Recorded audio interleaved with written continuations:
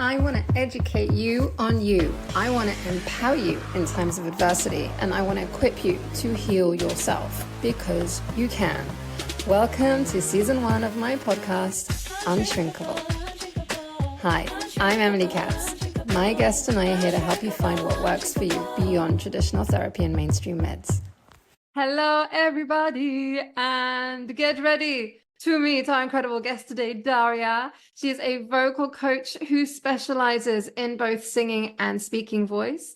Daria isn't your average vocal coach. She's a transformative force, helping people unlock the true potential of their voices, whether for singing, speaking, or personal expression. Hi, Daria. Hi, Emily. Thank you for being here today. I'm just going to sing your praises a little bit more and then we'll dive in. So clients who work with Daria, they rave about her ability to remove blocks and uncover their true voices, leading to profound emotional and physical transformations. They describe her as empathetic, wise, and patient, guiding them to use their voices as powerful instruments for self-discovery and healing. Whether it's overcoming hoarseness, improving sound quality, or using voice work to enhance overall well-being, Daria's sessions leave a lasting impact. We are very lucky to have her here today. So get ready for an episode filled with insights on the importance of voice work, the physiological aspects of producing the right sound, and how this awesome practice can influence both body and mind. I am very, very excited for this conversation. This is something that I'm very, genuinely fascinated and interested in. I love this. So let's dig in. Daria, please, can you start with introducing yourself? Tell us a bit about who you are and more specifically how you got here doing this work.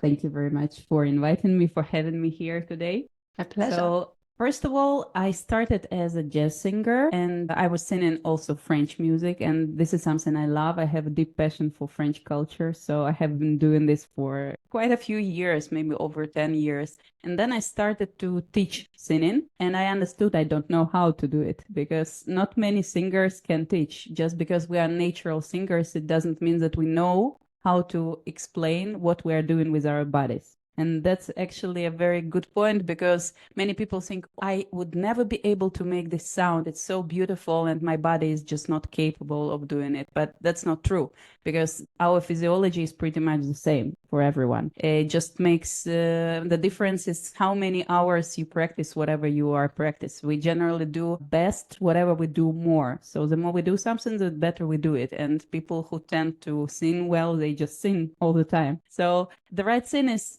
just do it, but do it correctly. And when I say beautiful sound, we all have beautiful voices. Every voice is beautiful and every sound is beautiful. It just, we don't perceive it as beautiful, but there is no bad or good sound. The point is we have to do the sound that is efficient and correct for our bodies, meaning that we should be very, very careful with the instrument because voice is a very gentle instrument and we tend to overwork it. Why people harm their voices in the first place? Because they make too much effort and they don't feel it. And voice is part of our bodies. So when we don't feel it, it means that we don't have too much of a connection with our bodies. And it's a very general thing nowadays. I would say that because voice is part of the body, many people think that if he or she is doing the wrong sound, it means that you are a bad person if you are doing a bad sound. But that's not right. You are a person doing a sound in the first place. And every sound is good. We have to accept every sound.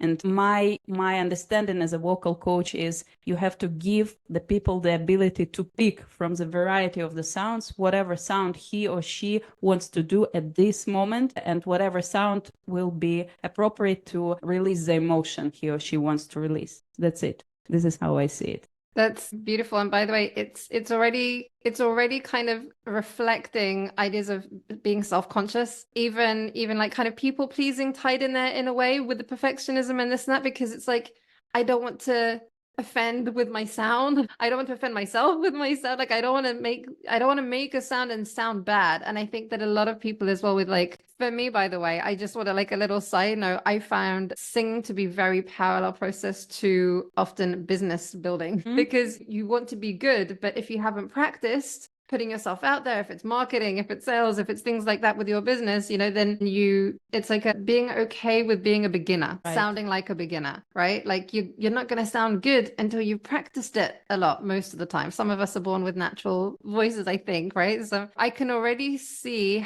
how working with your voice and learning to accept and appreciate whatever sound comes out of you as already healing. Right, exactly. Some people can make a variety of sound, making it physically, but when they come to the point they can make it physically, it doesn't mean they can do the sound, because we do the sound that we accept. If we don't accept the sound, we tend not to use it, and then we don't do it. So what I mean, if your physical potential is there, if you can do it physically, it doesn't mean you will be able to do it just because emotionally you can't.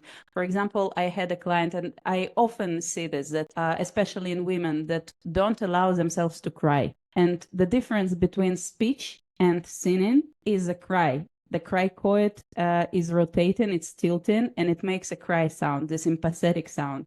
And when the person can't cry or stopped herself from crying many years ago, he just can't, or she just can't do it. She can't reach the high note because she can't tilt her cricoid. And that's it.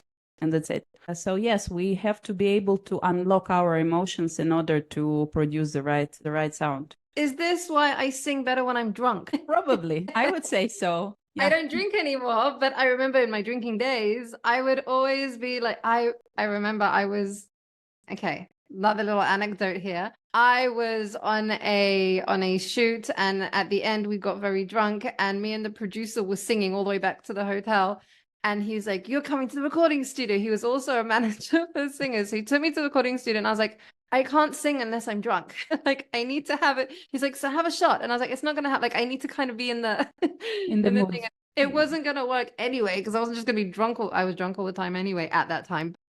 Yeah. So I definitely see that physically you're capable, but emotionally you're stopping yourself. Right. That's exactly true. And this is why I'm working in two directions in my career. Partially, I'm working with still voice training technique. There was this beautiful, brilliant singer, Jo Estil. She was an operatic singer, and she also realized at some point when she started to teach people, she couldn't. So just because she could make a sound, but she couldn't explain how she makes a sound. So she started research, and after 30 years of research she developed this model, and as you said, it is awareness. So the model enables us to control different structures in our body, be very aware of the structures that allow us to produce the sound. And what I teach as a follower of this model is we are trying to feel the structures we have in our body in order to produce the sound. If we can't feel it, we can't control it. If we can feel it and we can control it, then we can make a sound. So this approach makes voice work very, very accessible to everyone, because it just depends on the level of your control over your own body.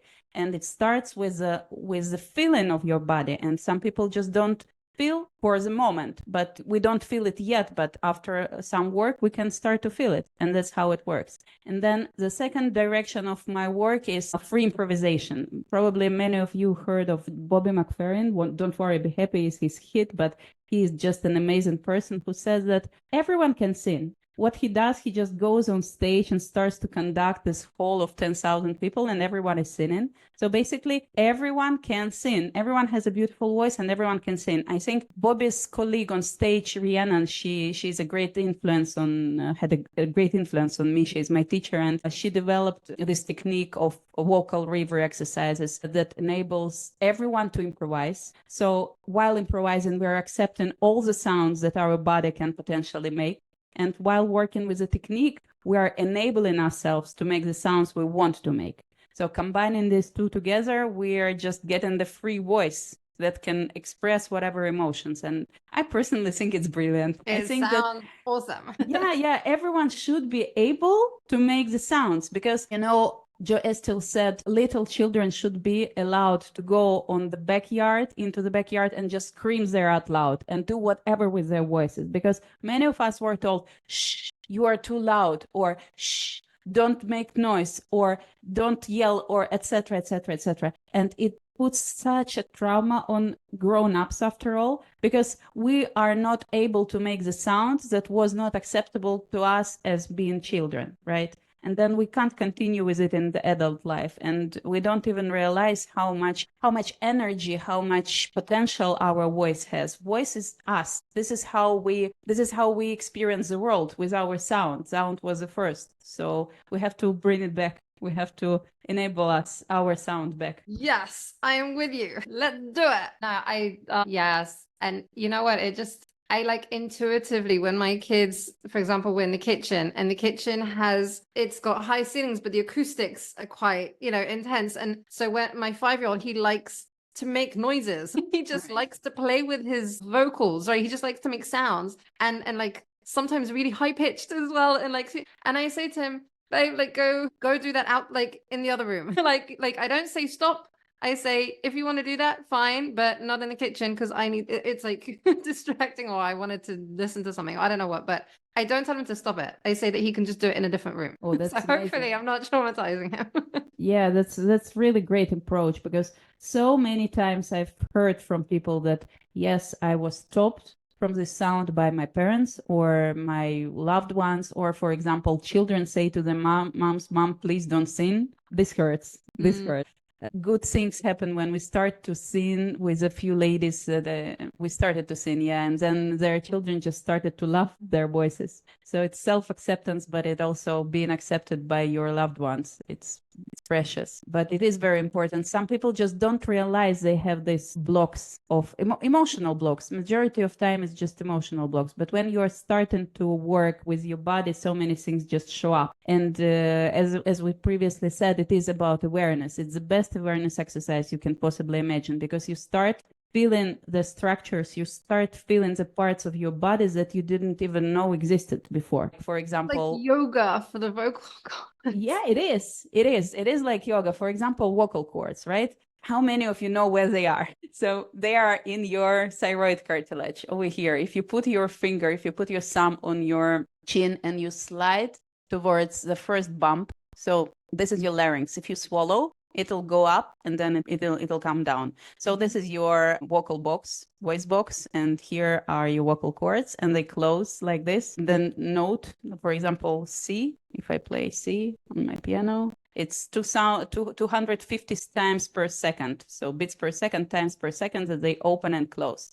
256 cycles per second. And for ladies, it's up to 2.5 centimeters of length. So we're dealing with really, really small muscles here. And for men, it's only 3.5 centimeters. So we have to be really, really careful with the structure. And if you don't feel it, you can easily destroy it, or you can easily, in the long run, make it not accessible to you. So we start with feeling it. For example, if you do breathe out, and if you do,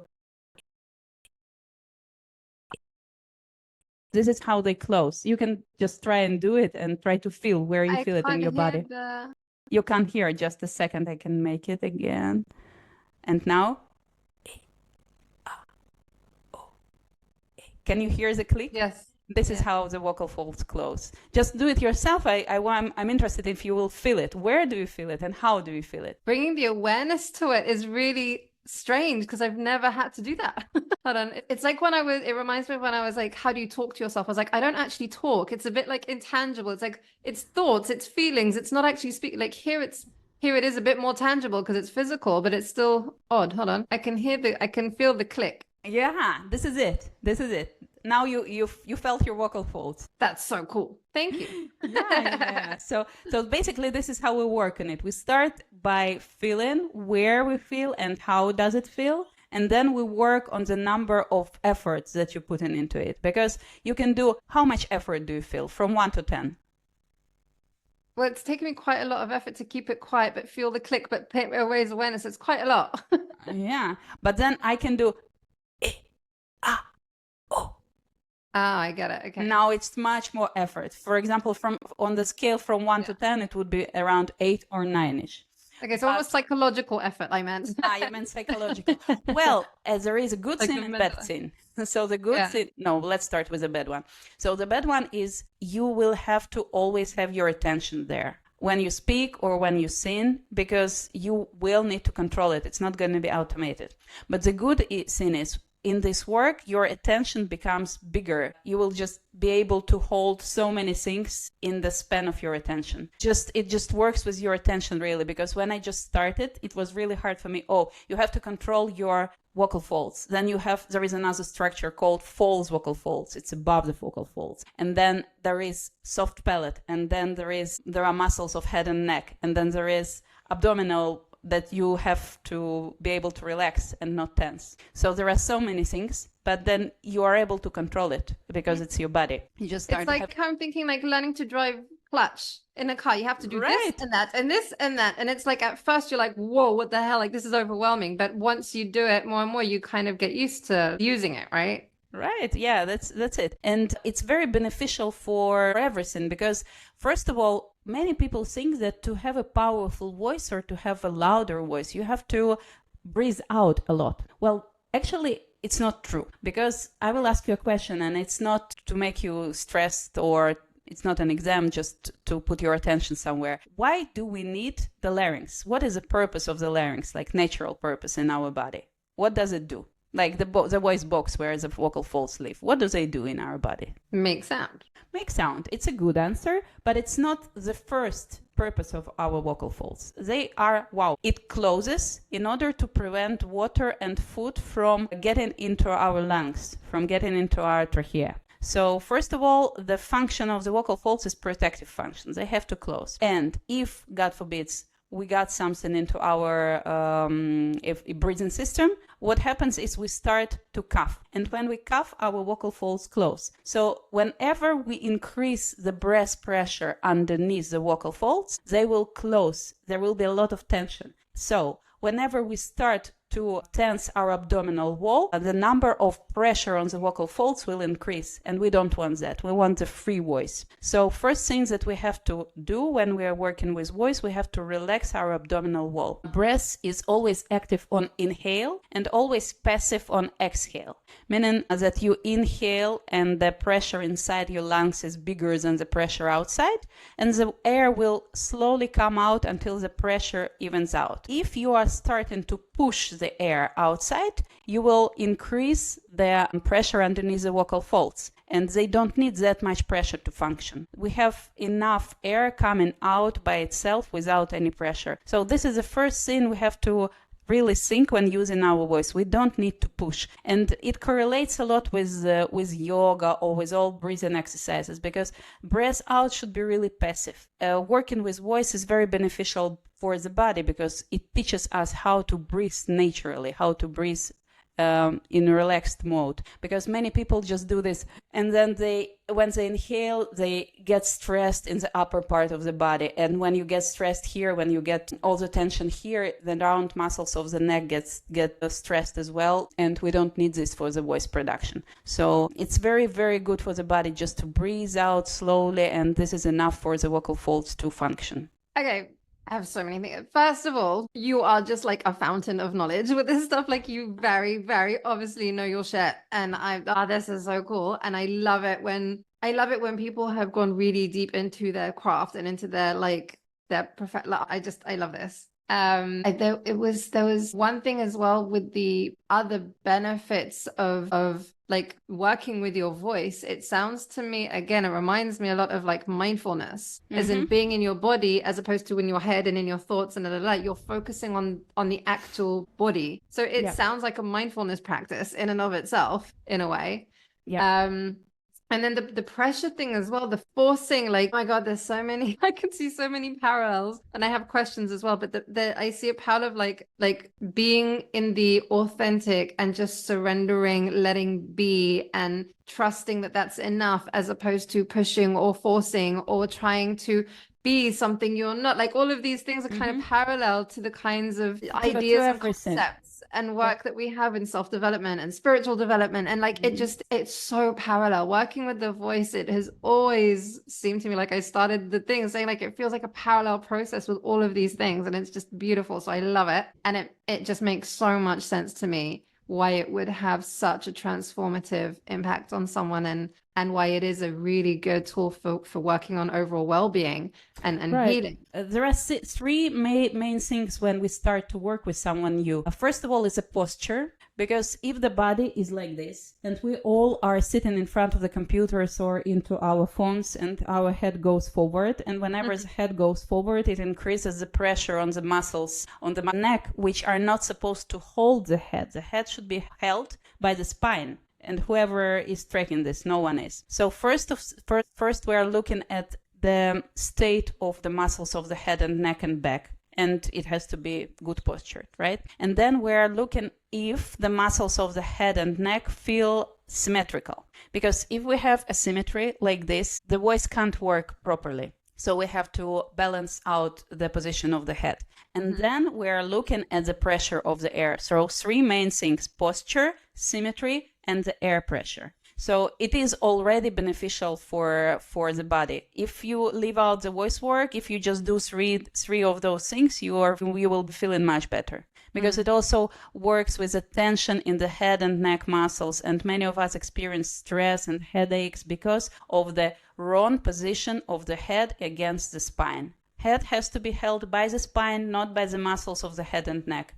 And if you are doing this, you have here the muscles are shortened, here they are elongated too much, and it's already not natural. It's not how we were created from the beginning.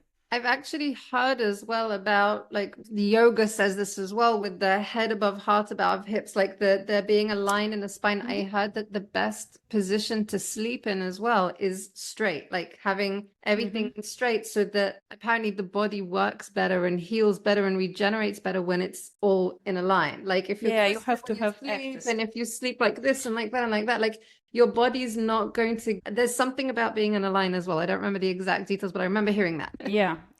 And then if we're talking and thinking about making the right sound or not allowing yourself to make different sounds, whenever we hear ourselves and we are not accepting what we hear, we get stressed. And then this stress lives in the body and makes the muscle tense. And when the muscles are tense, they are not able to perform at their best. For example, if you have tensed muscles, you can't teach them new skills. That's not possible. So first of all, you have to bring the muscles back to the right tonus. And the problems we have with our body are either because the tonus is too much or it's not enough. And singer has to be in a good state of body, if I can say so. So whenever we start working with a voice, I start always with head and neck exercises. And then, of course, the tongue exercises. Because if the tongue is tense, for example, my arm is my tongue, right? And this is my larynx. So if the tongue is tensed, which happens to all of us because it's our emotions, they live here in the jaw and tongue. When it's tensed, it pushes the larynx down. And if the larynx can't move properly, you can't make different sounds.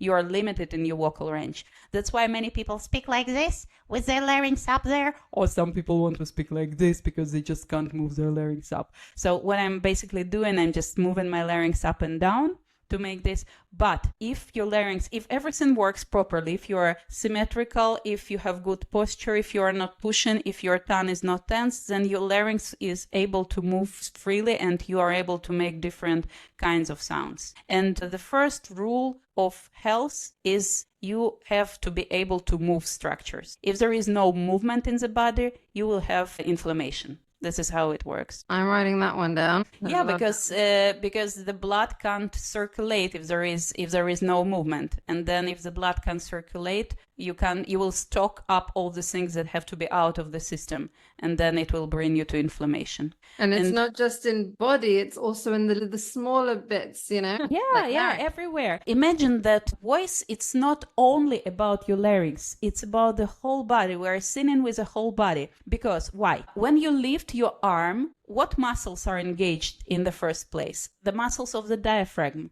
engages, and only then you will feel the muscles of your arm. Whenever you are using, you can try this exercise. We're like testing you, like, is that true? Yes. Because our system, all the small muscles in the body works off the stability of the bigger muscle. This is how we are functioning. So very small, and we spoke about it, that muscles of the larynx are very small. Very small muscles of the larynx are anchored or are balanced by bigger muscles. by muscles of the soft palate, and then muscles of the soft palate rely on the muscles of the head and neck, and then muscles of the head and neck rely on the muscles of the back. And this is how it works. Now, if your muscles of the back are not feeling good, or they are switched off, or they are in hypotonus, then muscles of the head and neck, they can't be supported. And that's it, you don't have a voice. As easy as that. Or you will have a voice for some time, but you will strain because you will work too hard, because muscles have to be supported by bigger muscles. And the bigger muscles don't work, then you don't have the support needed. Yeah. Some people think that support is air, but as we just learned, it is not. So your body have to be working all the time.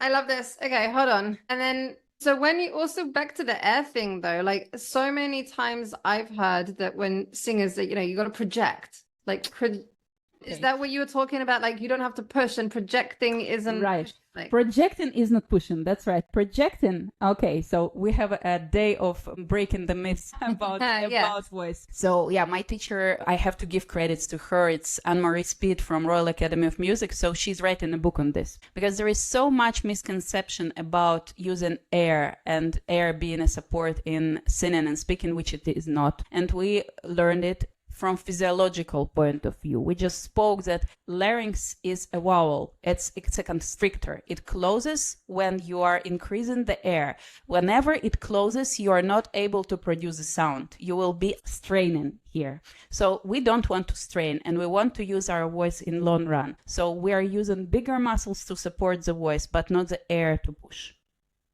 Yeah. And coming back to your remark about projection, it's a bit of an acoustic here. Imagine your tongue as being a trampoline. You say so in English, a trampoline? When you jump above something. So your tongue is being a trampoline. For example, if I put my tongue down, now I'm pressing my tongue down, you can hear that my sound is somewhere inside, right? And now I'm putting my tongue really forward, and the sound is much brighter. So we are using our tongue to project the sound, not push the air out and not push the sound out. If I'm pushing, now I'm pushing. You can hear me pushing, right? You don't really feel the sound as being nice, because you feel that I'm tensing here in my throat. And we all have mirror neurons, right? So whenever someone is pushing, whenever someone is misusing the body, we are all mocking it, we're copying it. So we want to use our voice as gentle, as efficient as possibly can. And talking about efficiency, it's using it in the way the body was designed, and the body was not designed to push. I'm also going to tie this back in with the parallel process thing, just because I really feel that if I can tie it in as well to how we can benefit in other ways, and the kind of the symbolism in a way of it, like I love it. And so with the idea of you just said we're not designed to push it. It's if everyone were to see the beauty in their own voice and own their voice as is, then I feel that a lot of people want to project, or they want to push in order to sound like someone else, or to sing like someone else, or I need to have that kind of voice in order to be worthy, or to be good enough, or to be, and it's all of these things that we're connecting. Whereas if we were to just self-discover, if we were just to discover what your own unique voice sounds like, and the beauty in that, and owning it. And I find so many singers and business owners and just like people in general, when they own their authentic voice, whether it is singing or speaking or their work or their message or whatever it is, that's when they become like magnetic. That's when like people are like, oh wow, like, because you can tell when it's forced and not real, like, and when it's like someone's authentic kind of voice. Yeah. So it makes total sense. Imagine living 24 hours, 7 days a week with something you hate. Like it's your voice that you don't like, or either you stop using it, or you are just starting to use and make sounds like someone else, and it's not you anymore. That's exactly what you are saying. Yep. Okay. Beautiful, beautiful. Is there, you gave already so much information here, but like a tip for someone who, or is there some kind of tip or practice or something that you would like to share with the listeners? Well, we can do a really simple thing, and it works whenever your voice is tired, or you're a bit sick, or you just don't feel like you're sounding the way you want to sound. So we're doing it. It's called Slack. and it sounds like you are closing the door, but just be careful to do it on inhale, not on exhale. So what we're doing, we're breathing out, and then I do this. Yeah, do it a couple of times more. Breathe out, and now breathe in. Hard to do it on the inhale. Yeah, do it on inhale, not exhale. And now let's do e, o, u, all 5 vowels on inhale as well. Now now On the inhale. Yeah, well, it takes a little practice, but try to do it again. I did it the first time, and the more I'm paying attention to trying to do it, it's not. Try to put 10% of your attention there, not 100%. Okay, yeah, you're getting it. Oh, it's very crackly. Yes. Now let's do. Okay. Very Now count to 5, just out loud. With the inhale? No. Just count as you would count. 1, 2, 3, 4, 5. Okay. Does your voice feels different? Yes. How? But it's because I've got my awareness on it. I don't know. It just feels different saying it. Yeah, it's a little bit deeper and it's a little bit bigger. Okay. So you know, on like singing, like, you know, America's Got Talent, Britain's Got Talent, and the judges, it was like, oh, you have such great control and you have such great this and that. And I'm just like, I think I know what they mean, but we don't. It's like now that I understand all the different pieces that are involved, like that's the control, I guess, that they're talking about, right? Well, I hope, because, you know, many singers, and especially if we're talking about American Idol, there are singers and they are brilliant singers. But again, they are natural singers, most of them. People were born like this and they just started off singing. And not all the people are born natural singers. And now that we have knowledge about how the voice sounds, we can make everyone a singer. Really. That's true. I totally believe in it. And why I'm saying with a little bit of skepticism about people judging in America's Got Talent, because if you are a natural singer, you don't necessarily know what exactly you are doing with your body. You might not, because you have been doing it your whole life. They're like doing it intuitively. Exactly. Okay. As opposed of doing it awarenessly. Yeah. So being aware of what you are doing. And this work is brilliant because it trains your awareness. And this is what we're all about. Mindfulness from all the corner, right? And from every corner. And it is building your awareness. You can't think of whether I have put the soup into the fridge or whether I have brought my children into the gun. You can't think of it when you are training your voice. And it's an hour of peaceful mindfulness. Of course, it's not easy because sometimes it's just irritating, or I can't feel it. You can't feel it yet because you have been working with your hands, with your fingers, with your arms for your whole life. But you just learned that you have some muscles in your inside that are making the sound. And for example, my larynx, this little pump that we found, it can go down or it can go up, or my soft palate.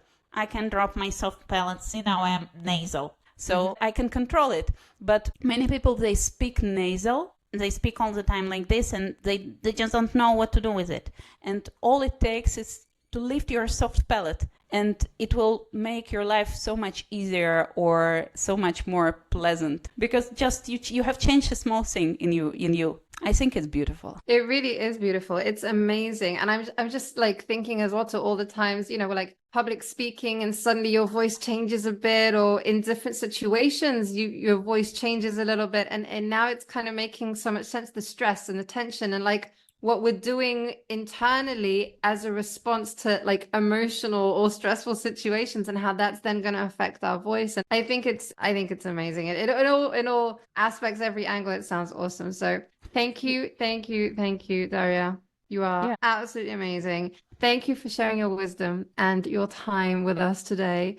And all of your knowledge. You're just, this is awesome. A big thank you to everyone listening in. And I hope you found our conversation as inspiring and empowering and awesome as I did, learning how the potential and power of your voice is really transformative and worth considering to like work on. I think it's beautiful. If you enjoyed this episode, please subscribe, rate, and review the podcast on your favorite platform. Your support will really help reach more people and hopefully impact more lives too. I think, Daria, and I would love to hear from you. What was your biggest takeaway from today? You can find Daria in the links that I've shared everywhere. So is there any way that you would like to share about how people can reach you or find you? Facebook, website? Well, I have a Facebook page which is called Son of the Self, and you can reach me on Facebook, or I have a website, but I haven't translated it into English yet. So I think for Russian speakers it would be beneficial, but for English speakers not so much yet. So I'm working on that. So currently Facebook, Son of the Self. Awesome. Okay. Thank you again, Daria. You are amazing. Thank you. Thank you. Thank you. Stay curious, stay informed, and stay tuned for more episodes. Thank you. Lots of love, everyone. Thank you, Emily.